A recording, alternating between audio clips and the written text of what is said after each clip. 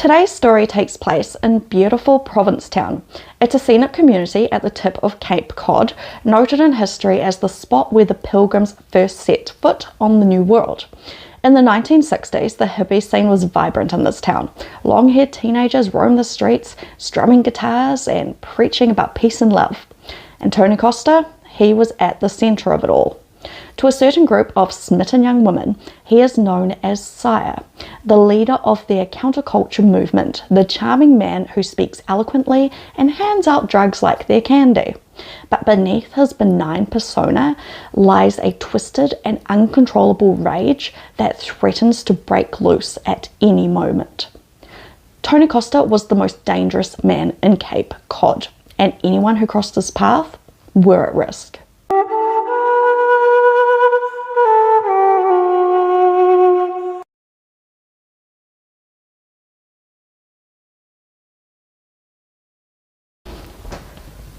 Hello and welcome back to my channel, Crime, Mystery and Mayhem with Kate. If this is your first visit to my channel, hello and welcome. It is great to have you here. Here on my channel I talk about true crime stories. I find them interesting and I'm quite intrigued as to why some people do the horrible things that they do. Please remember to like this video and subscribe to my YouTube channel because it really helps me in my attempts to grow my channel. Also, guys, oh my god, thank you so much. I am officially monetized. I got the email today from YouTube saying that I have been monetized. I'm a part of the YouTube partner program, which is amazing. Thank you so much. I could not do this without you. Yeah, oh my god, thank you, thank you, thank you. All right, so today I'm going to be talking about another serial killer. This is the story of Tony Costa, aka the Cape Cod Vampire. So let's jump into today's story. In 1969, police in Truro, Massachusetts unearthed the bodies of 4 women who had been mutilated almost beyond recognition. They were the victims of Tony Costa. He soon went on to become known as the Cape Cod Vampire. Tony Costa was a cunning and overconfident killer. He excused his crimes by claiming they were the work of his alter ego, Corey. Tony is actually not really spoken about in the true crime community, which I found quite strange because his crimes were incredibly heinous. His crimes included dismemberment and necrophilia, and when I stumbled across this case, I just felt compelled to talk about the story of the Cape Cod Vampire. It just seems so interesting to me. I looked on YouTube and online. There's not many videos about him. So yeah, here we go. Tony Costa. He was born in Cambridge, Massachusetts on the 2nd of August 1944.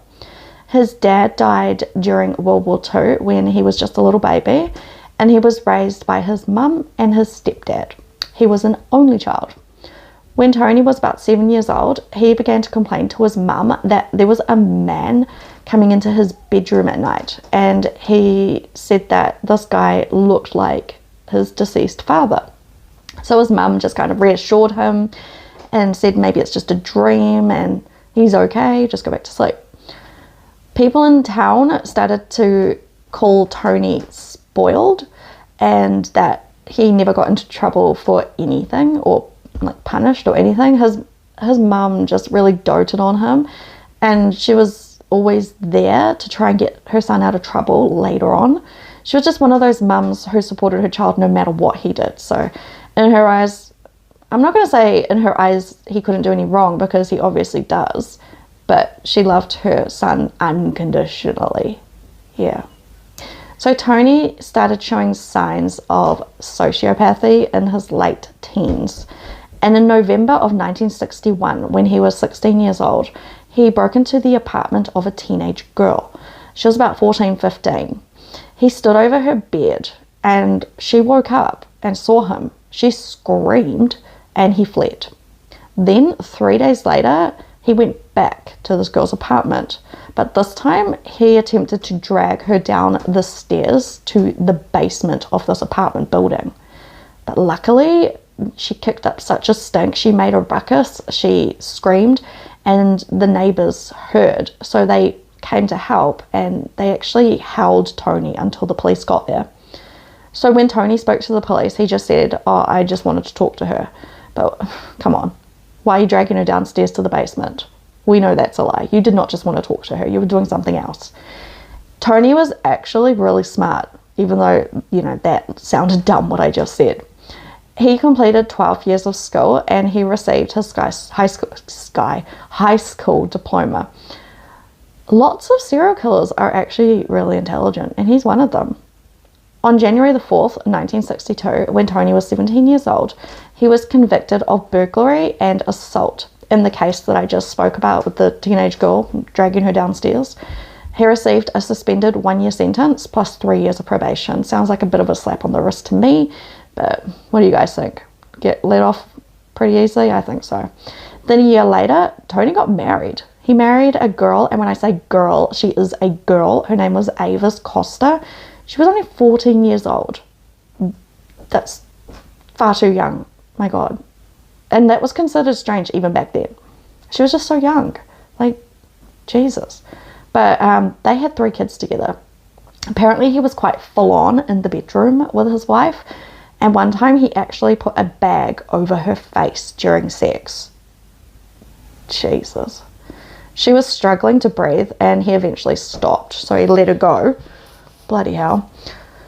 She told people later on that she was quite scared of her husband, for obvious reasons. He was violent. He treated her like crap. Tony liked to keep the company of younger women, and I feel this is because they were easier for him to control. Serial killers, they need to have control, and I think that's why he went for these younger ladies, like teenage girls, early 20s. And the women really liked him. Apparently he was quite charming. He also was using drugs, which resulted in bizarre and irresponsible behaviour, which made his marriage really rough. Also, his mum died around this time. So over the years, his marriage fell apart, mainly because he was violent and his drug use. By the mid-1960s, Tony was separated from his wife, and he started keeping the company of other women. Many of those women mysteriously disappeared after they met him. In 1966, Tony Costa picked up 2 young women who were hitchhiking. They were called Bonnie Williams and Diane Fedoroff. He offered to give them a ride to Pennsylvania on his way to California. They were never seen again, and they're actually now believed to be Tony's first victims. But we don't know for sure. Some people feel like he had victims before this, like when he was younger, but we don't know for sure. So in August, a year later, he shot a female friend of his with an arrow. They were hanging out, and I don't know exactly what they were doing, but he shot her with an arrow, and then he just kind of apologized and moved on. But yeah. So in January of 1968, Tony went to California, and he stayed briefly in San Francisco. He was pulled over by a state police officer for speeding, and reportedly he was acting really suspicious. But the officer just kind of let him go he let him off with a warning. After learning of the disappearances of these women, this particular officer later said that he believed that there was possibly a victim in his trunk. So he thought on it a bit and said, because of the way Tony was acting, that there quite possibly could have been a victim in his trunk. So on May the 17th, 1968, Tony robbed a doctor's office, and he stole various surgical tools and drugs. They added up to about $5,000. 2 years later, his girlfriend in California, a lady called Barbara Spaulding, she just vanished. She vanished on the day that he was leaving to return to Massachusetts. Back in Provincetown, 18-year-old Sydney Monson disappeared in May of 1968. She was last seen getting into Tony's car. Then, that September, Tony's new lover, Susan Perry, vanished as well. When friends asked what had happened to her, Tony just told them that she had gone to Mexico.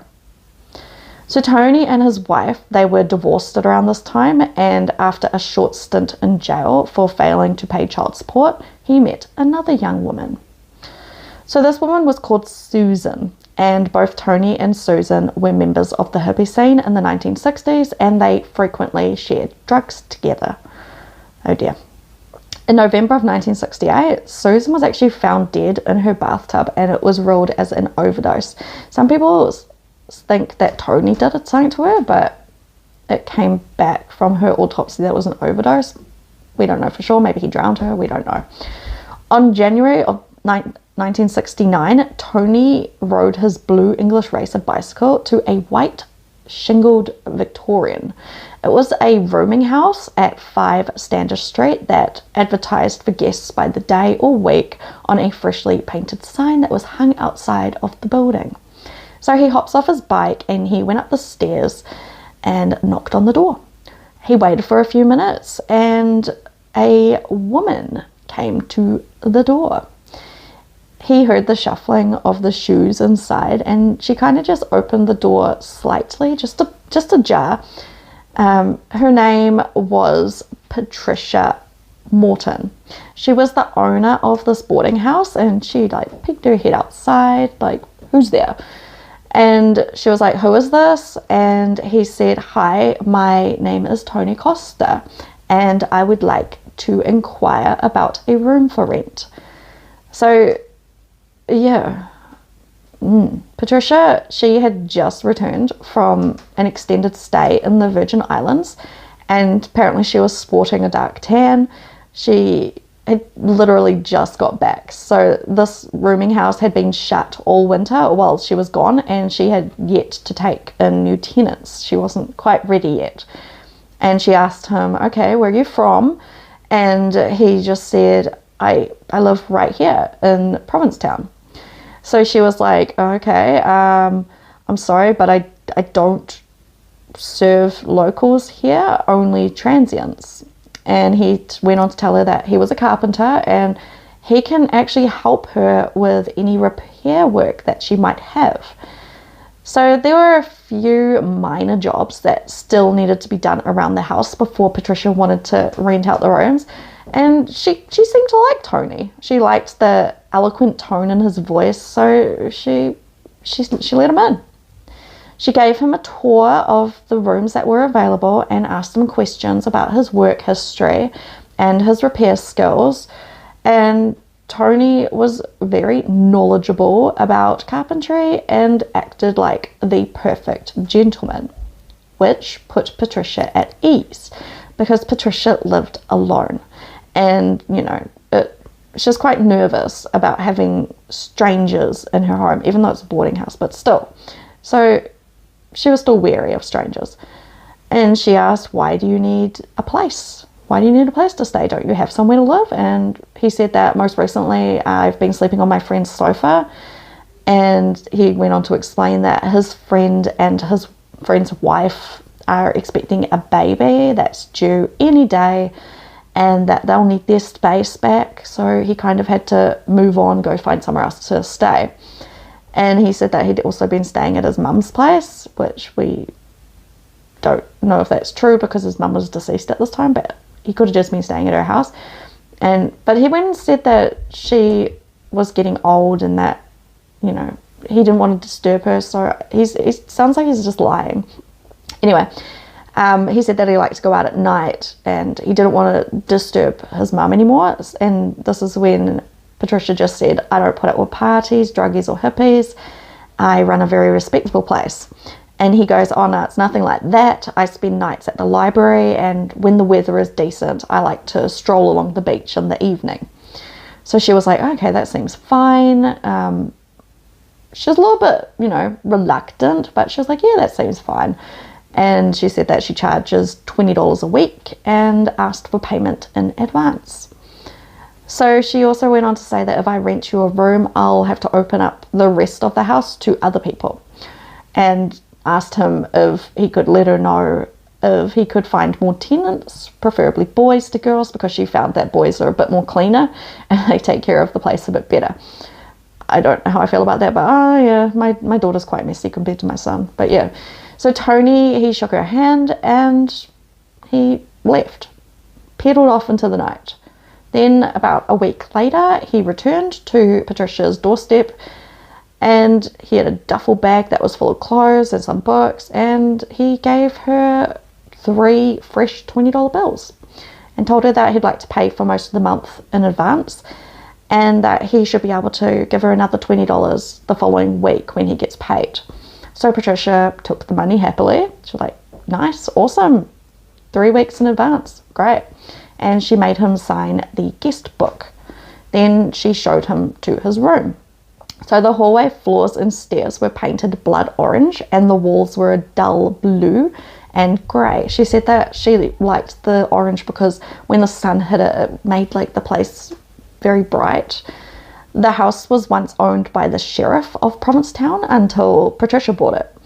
So for the first 2 nights, Tony stayed in the register room, which was adjacent to Patricia's office, which she operated out of her basement level living room area off the garden. So despite the frigid temperatures that were outside, the room that Tony was in was really hot because it was so close to the boiler room. And he went and asked Patricia if he could switch rooms.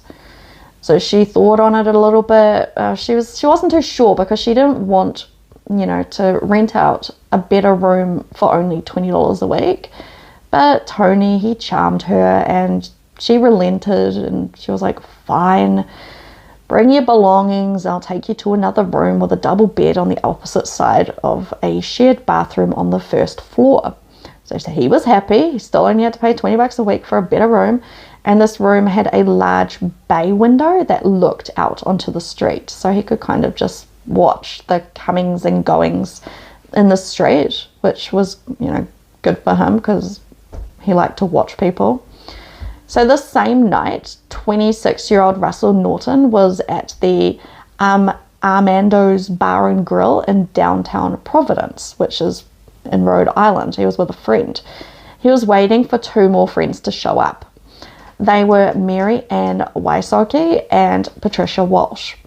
So after about an hour, they were an hour late, they walked into the bar and they both immediately apologized for being late. They were busy, but they're finally there and everyone's happy. Russell ordered a round of drinks for everybody and they all shared some of his smokes. So the girls were like really happy, really excited, and Marianne said, we're wicked excited for the weekend. These girls were heading away. They were going to go for a weekend break. They needed a break and they were heading for the Cape. They had called ahead of time and booked a place in Provincetown and they were going to call in sick to work. They were taking the Friday off. So they were going to call in sick and leave early. So they got a real good weekend in. Pat worked as a 2nd grade teacher at the Laurel Hill School in Providence.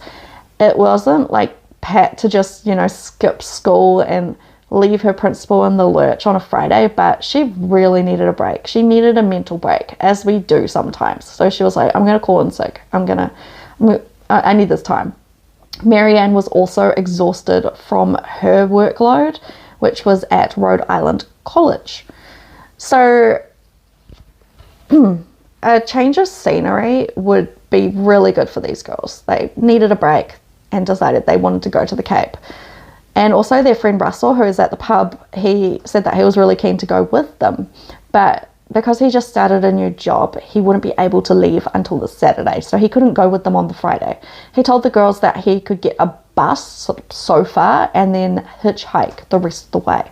The girls were happy with this idea and they told him that he could ride back with them on the Sunday.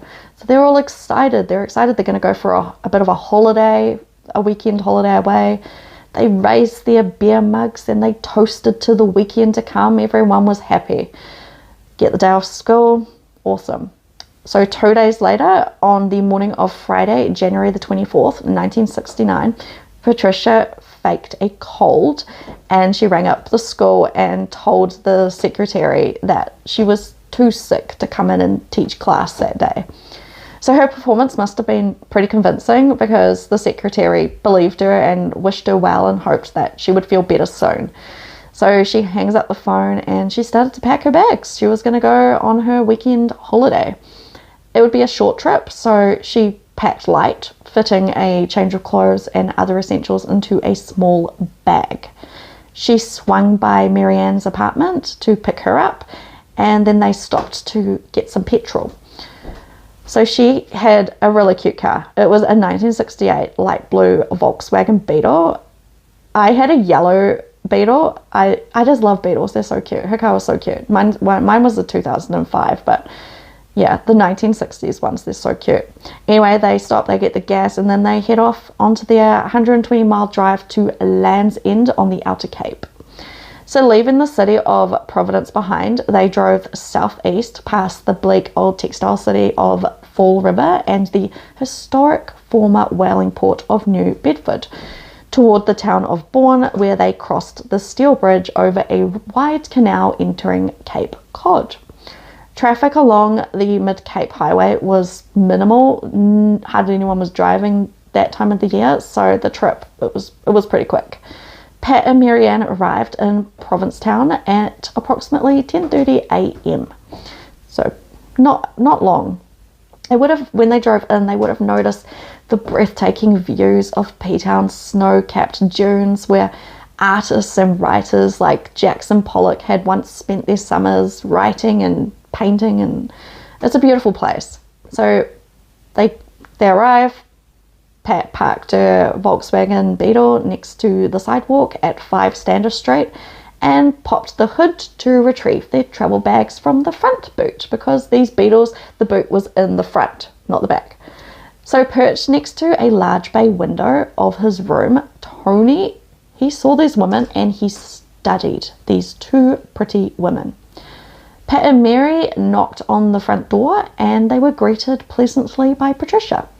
The landlady showed the women around her house and explained that they would have to share a bathroom with other guests, which Pat and Mary just did not mind at all. They're like, yep, sweet, cool. They're happy. They're on holiday.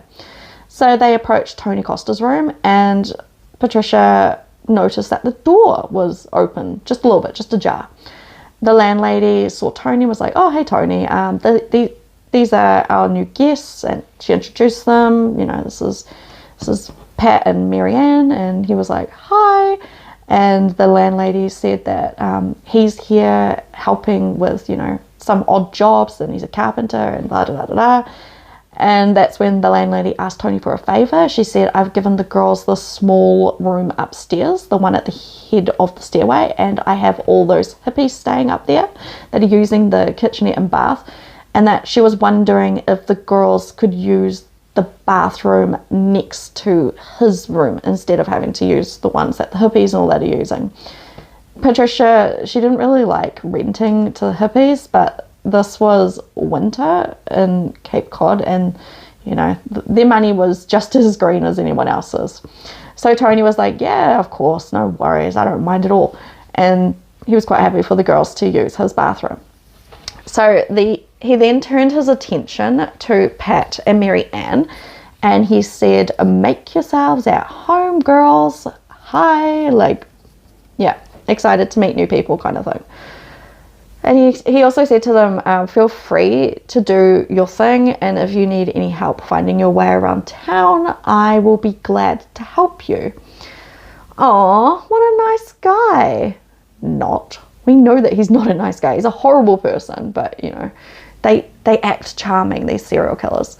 So Patricia took the women upstairs to their small double room where they left their overnight bags before returning to the cellar office so that Mary could pay the $24 for the 2-night stay and sign her name in the registration book. So just as nightfall, not just as nightfall, just after nightfall, the landlady decided to go to bed early. She was tired, you know, it's been a big day.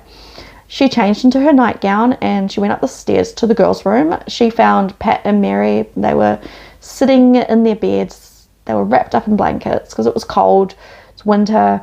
And the landlady, she apologized for the cold, and the girls just said, you know, it's totally fine, we get it, it's winter, we got our blankets, they're cozied up, they're quite happy. And they were planning to go out later that night, so they were like, oh, we'll just rug up extra warm. So the landlady, she said good night, and she walked back down the stairs. On her way down the stairs, she passed Tony Costa. He was going up the stairs. So she's coming down, he's going up. Tony reached the top and he knocked on Pat and Marianne's door. So Pat jumps up off her bed and she opens the door. And Tony was like, oh, like basically can he hang out with them? And they were like, yeah, they welcomed him inside. So they had some light conversation about where the girls came from and, you know, what they do. And Tony talked about what he does in his life and blah, blah, blah, blah. Just, you know, some light conversation with new people. And he then went on and asked them if they smoked. And they were like, oh, no, we don't smoke cigarettes. And he was like, no, not that kind of smoke. Do you smoke pot? So he told them that he had some excellent hash and would gladly share it with them. So the girls actually wanted to head out soon. So Marianne told Tony and Pat that she needed to go have a shower so that she could start to get ready to go out and that they could, you know, go smoke some of the pot without her. So then Tony led them downstairs to his room and Marianne went into the adjacent bathroom to have her shower. So Pat, she went and sat on Tony's bed while he filled his pipe with this hash and cracked the window. This is where Tony claims that his alter ego, Corey, made its presence.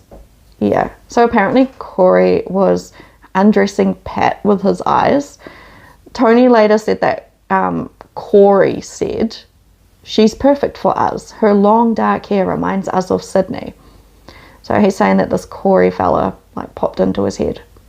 So Tony then lit up his pipe, inhaled deeply and then passed it over to Pat. The smoke that she inhaled, it affected her immediately. She like got a mad hit and her head began to spin. She declined another puff. She was like, well, that's me. that's too much. Yeah, she got up, she walked around a bit to try and clear her head, like stabilize herself a bit because it really affected her. She noticed that Tony had a book. So she's standing up, she's looking around. There was a book on his windowsill. It was a book on taxidermy. Yeah, and she asked, are you into that kind of thing? Like she was quite, you know, not disgusted, but like, oh. And Tony was like, oh, no, that's not mine. It was left here by a previous tenant. So he lied. It was his. He liked to do taxidermy in his spare time when he wasn't out killing unsuspecting women. So Pat opened the book and she's, you know, browsing through it. She looked through the table of contents and it said skinning birds, making skins of mammals, that kind of thing. To her, it sounded pretty creepy. So she turned to a random page and she began to read it out loud. She was a bit, you know, creeped out by the whole thing. She didn't know if Tony was telling her the truth, if it was his book or not, but that's when Tony kind of just, you know, nicely took the book out of her hand and he placed it back on the windowsill. Tony lied again and said that he finds taxidermy disturbing and that he would never harm an animal and that he couldn't even harm a fly. So he's lying. He's completely lying. Then in an effort to lighten the mood because she's, you know, a bit creeped out at the moment, Tony Costa focused her attention on his collection of vinyls, so his records, his music, and he actually played a record for her. Apparently this is when he started to serenade her, like, so he was singing to her, and she was just like, oh, like laughing, like, oh, she's having a good time with him, and she's just like laughing, and yeah. So that's when the moment was broken because Marianne walked in, she'd finished her shower, and she asked to use Pat's hairdryer and said that they needed to go get ready because they were going out. They were going out for dinner, some drinks, you know, just to have a night out. And that's when Pat looked at Tony and she said that it's been fun, but I got to go now. And he told them to have fun and to be careful out there because apparently this town has some creepers. Yeah, Tony's one of them. So Pat and Marianne, they thanked him for his advice and they returned to their room to get ready. At around 8 p.m, Pat and Marianne decided to go out. So they stepped out of the rooming house and walked 1 block up to Commercial Street to get some dinner and to have some drinks. Also, there was a jukebox there, so they planned to maybe do some dancing. Pat ordered 2 cocktails and they both sat down at a long wooden table that faced the street. So they're looking out, you know, they're enjoying their time. They were joined by 2 other women called Irene and Brenda. They were just two friendly strangers who were enjoying a night out. And they found a couple new friends. So they all four of these girls were hanging out. They ordered a round of drinks and they began to talk, just, girl talk, talking about their lives, what they're up to, why they're there, da-da-da-da-da, just some girl talk. So they took turns feeding quarters into the jukebox, choosing their songs that they liked, having a bit of a dance. Everyone at the bar seemed to be enjoying themselves. They're all happy, getting along. They're having a great time. So the foursome stayed at this bar until last call, and then Irene and Brenda walked their new friends back to the guest house, and that's where they said goodnight. Tony Costa had also just returned to his room, because while Pat and Mary Ann were out, the killer, Tony, had pedaled his bike to an apartment that was shared by two attractive girls known as Sadie and Thumper. So he was going over there to have some drugs, some LSD.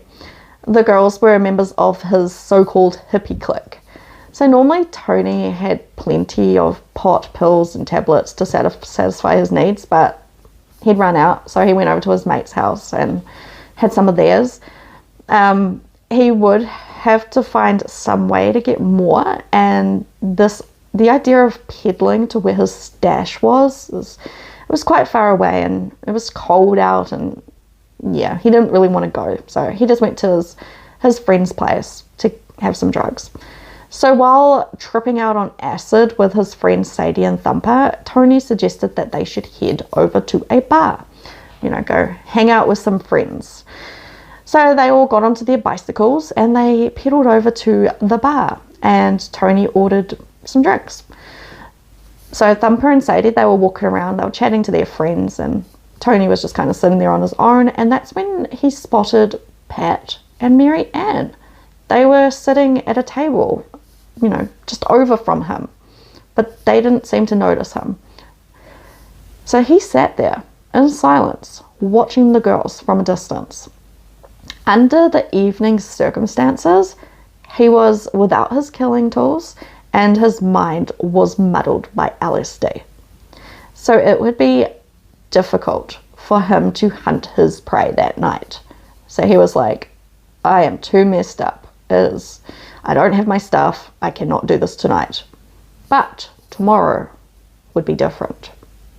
So soon after, Pat and Mary Ann left, while the killer remained seated at the bar. Sadie and Thumper hooked up with a couple of guys and they left. So Tony's there by himself. He paid his tab and he pedaled back to his accommodation at about 11 p.m. Once inside, he went to the communal kitchen and made himself a cup of hot chocolate. Yum. Then he stood by the bay window in his room and he was just kind of waiting for Pat and Mary Ann to return. So he heard them before he saw them. So they were, they were laughing, they were giggling, they were with their new friends, they just had an awesome night out. The women were saying goodbye to their friends and they were giggling as they walked up the front steps to the guest house. So their loud voices lowered to a dull whisper as they navigated the staircase to their bedroom. Tony, he was just kind of laying in his bed listening to them, and he kind of tensed for a moment, thinking that they may knock on his door. Maybe they would knock on his door for a late night visit, and maybe they wanted to hang out with him. This is what Tony's thinking. Could he stop himself from killing them that night? He was kind of nervous because he didn't feel like he was ready to kill that night. He was so drugged up. But fortunately, they didn't knock on his door and they went straight up to their own room, closed the door, and, they settled in for the night. So a short time later, Tony Costa wrote a note to Pat and Mary Ann and he pinned it to their door before he returned to his room to go to sleep. The next morning, the landlady noticed the note pinned to the girl's door. So apparently, this note, it said, "Could you possibly give me a ride to Truro early in the morning?" And the note was signed Tony. So the landlady knew, Tony's just asking the girls for a favour, all good. That same afternoon, a witness spotted Tony with the two women in a light-coloured Volkswagen. The vehicle was last seen driving toward Truro. So he got this ride. Thing is, that was the last time these women were seen. Both women failed to return home. They didn't ever go back home. The following day, the landlady discovered another note. It was on the door of their room, and it was basically just them saying, hey, we're checking out, thank you for the stay, thank you for being kind, da da da da da. And it was signed Pat and Marianne. So she's like, okay. She didn't think much of it at this stage. But back home in their hometown, their friends and family are getting a little bit worried because they did not return. And I don't know if that friend at the bar that before they left, who was supposed to come and meet them, ever actually met them. There's nothing to say that he went. So the women's belongings were, all gone. So she just assumed, okay, they've left, the landlady. But family members of the women, they noticed these girls had not returned from Cape Cod, and everyone started to get really worried. One of them was a teacher. She would have shown up to, teach her classes. Their families ended up contacting the police, who quickly began investigating. And on February the 2nd, 1969, Patricia's Volkswagen was spotted parked in a wooded area near Pine Grove Cemetery in Truro. Then on February the 2nd, a Truro resident called Carl Benson was out for a drive with his kids, and he saw the parked Volkswagen. It was in a clearing. He started to get out of his car to, check things out and see if anyone, needed some help. Maybe they're broken down. But he got spooked and decided rather abruptly to leave the area. When he returned, he had a police officer with him, and there was a note that was attached to the car, and it said that the car was broken down because it had mechanical issues. But Carl said that the note wasn't there before when he, saw the car. So he thinks that maybe the noise he heard was somebody, maybe they were there. Someone was there. So a quick check with the police station proved the car had not actually been listed as stolen, so nothing else was done. Then the car just kind of disappeared from the clearing. Someone took it. Tony took it. So when police questioned Tony Costa, he said that he met the women at the guest house and that Pat Walsh had actually sold him the car. The reason they questioned Tony was because he was one of the guests that was staying at the house that they were also staying at, so that's how they put two and two together. He even produced a bill of sale, which it was later proven to be fake. So despite his attempts to cover his crimes, police now had an idea of where they should be searching. On February the 8th, 1969, an officer searching the woods near Pine Grove Cemetery noticed an indentation in the ground. So they started to dig, and as they're digging down, they found a bag. This bag contained dismembered body parts. It was a female body, and it had been separated into 8 sections. But this wasn't Patricia or Marianne. This was Susan Perry, who Tony said had gone to Mexico only 5 months earlier. Around the same time, police started questioning Tony more, and they were asking him about Patricia and Marianne. Like, where are they? Do you know where they are? That kind of thing. They knew that he was also staying at this house and that he had been seen in the vehicle with them. He gave inconsistent answers, and he was soon frantically trying to cover his tracks. On March 3rd, a telegram for Tony Costa arrived at his family member's house. So this telegram said, "What happened? We waited as planned. Is everything all right? We'll meet you as scheduled. New York City. Love, Pat and Marianne." Very odd, right? So investigators were able to find out that this particular telegram had actually come from New York. It was a city telephone number, a New York City telephone number that Tony Costa had access to. Police continued searching the Truro woods, where Tony was known to have a large marijuana garden. And on March the 5th, they found more human remains. They found the torso and severed head of Marianne. So sad. In another grave nearby was the body of Patricia Walsh. She was cut in half at the waist. Her skin had been peeled off her chest in a fashion like a sweater, so that it was attached only about the shoulders. Such a gruesome find. And beneath Pat was the dismembered body of Sydney Monson, the 18-year-old woman who had been missing for nearly a year. The same woman who was last seen with Tony. Some of the bodies reportedly had bite marks on them.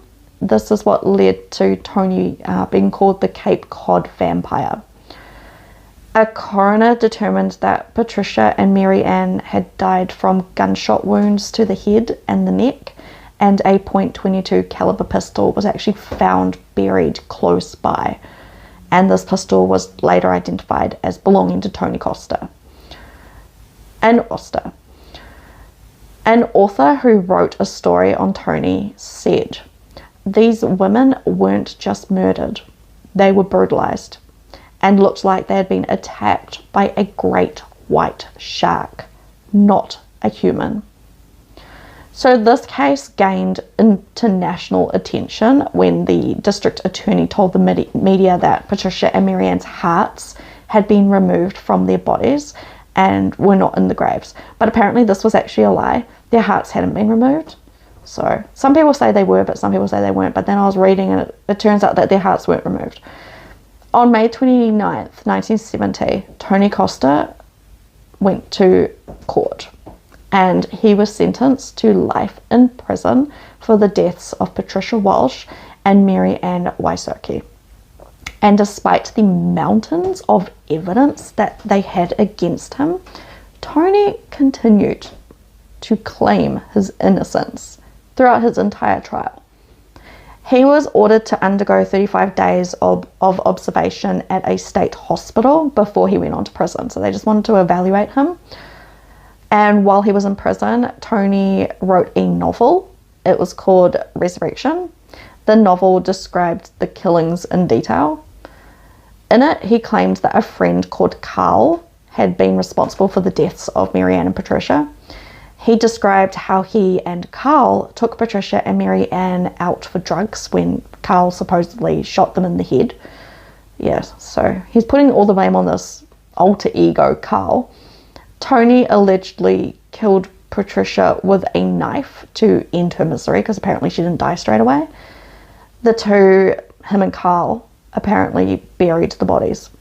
He also claimed Susan Perry and Sydney Monson died of drug overdoses and that Carl dismembered their bodies without his knowledge. Thing is, no Carl was ever found to have been connected to Tony Costa and was presumably another false confession. Or maybe he's just saying that Carl did it when actually he did it. There's no Carl. He also kept books on ritual magic and the occult in his cell. There was also a copy of Anton LaVey's Satanic Bible. So, yeah, he's a very messed up man. And then on May the 12th, 1974, at 29 years old, Tony Costa was found dead in his cell.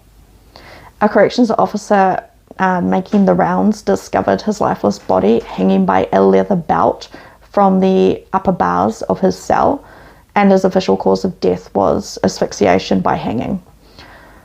So he took his own life. The Cape Cod Vampire took his own life, and with it the truth about how many women he had actually killed, because people believe that he took a lot of women's lives because people were going missing. But as much as people remember Tony and his crimes, the people who lived through those dark days think that the focus should be on his victims. But sadly, the more the story of a killer, the more you tell the story of a killer, the more greater risk of the victims kind of being forgotten and people more remembering the killer Because do we really remember many of, you know, other killers' victims' names? Not really. We know the killers. So Tony Costa's ex-wife and mother of his 3 kids, she said, "It's important to know that a person died. A real person died. For the families, it never ends." In the past, she hasn't really said much because she wasn't sure that rehashing those dark times would do much good. As with so many cases, she said that the victims and their families are forgotten with the killer receiving the attention. She said that Tony is remembered on websites dedicated to serial killers, and there aren't sites for the victims, which is true. It's true. We talk about the serial killers more than, you know, we talk about the victims. Sad. She feels like the emphasis should be on the victims, not the perpetrator. She also said, "Those are the people who the story is about." I agree. So everyone in Provincetown was shocked when Tony Costa, a handyman, was said to be the person responsible for these heinous crimes. Costa had been a suspect since the Rhode Island women were considered missing, but at the time police didn't really have much to go on. It was like, oh, he was staying in the same place kind of thing. All they knew is that he and Pat and Marianne had been in this guest house together, and that he was seen in the vehicle with them. Most of the people involved in the Costa case, they've drifted away from the Cape, died, or quietly packed the experience to the back of their minds. Avis Johnson, Tony's ex-wife, stayed in Provincetown, where her friends continue to be very protective of her. She chose to stay where she was known, where 5 generations of her family were living during the killings, and where several generations still live today. She wanted to stay in her home. She said religious faith and her family history helped her deal with the realities of her ex-husband's crimes. She said that if the truth finds you where you were loved, then you are capable of surviving the truth. That's actually quite beautiful, right? If the truth finds you where you were loved, then you are capable of surviving the truth. That sounds lovely. Kind of sad, but it sounds nice. Provincetown, it wasn't the same after 1969. Also, teenagers. Ugh, teenagers. The road leading to Tony's garden became a place for teenagers to go in search of October 31st thrills. So the kids would go there on Halloween and they would play pranks on each other and be like, ah, Tony's coming, like that kind of thing. Kids being kids, hanging out in places they probably shouldn't be hanging out. But yeah, so that is the story of Tony Costa. What a horrible, horrible person. My goodness, those poor women. And how many more are there? But you know, he didn't even leave a note to say if there were more. But it's believed that there are more. But yeah, so that is the story of Tony Costa. I'm going to leave it there for today because I've been talking and talking and talking, and as per usual, I have a headache because of the lighting that is in front of me. I've got these 2 massive lights right in front of me because down here in my basement is quite dark, so I kind of need the lights, otherwise you guys won't be able to see me. But yeah, so as per usual, I've got a headache. I'm going to leave it there. I just want to thank you guys again. I got monetized. I couldn't believe that it happened so quickly. Like 6 months. I've been doing this for 6 months and I'm officially monetized. So please keep the love coming. Keep supporting my channel. I will keep bringing the stories. If you guys have a recommendation for a story you'd like to hear, let me know. Chuck it into the comment section. I'm always interested to know what you guys want me to talk about. Alright, so I'm going to leave it there today.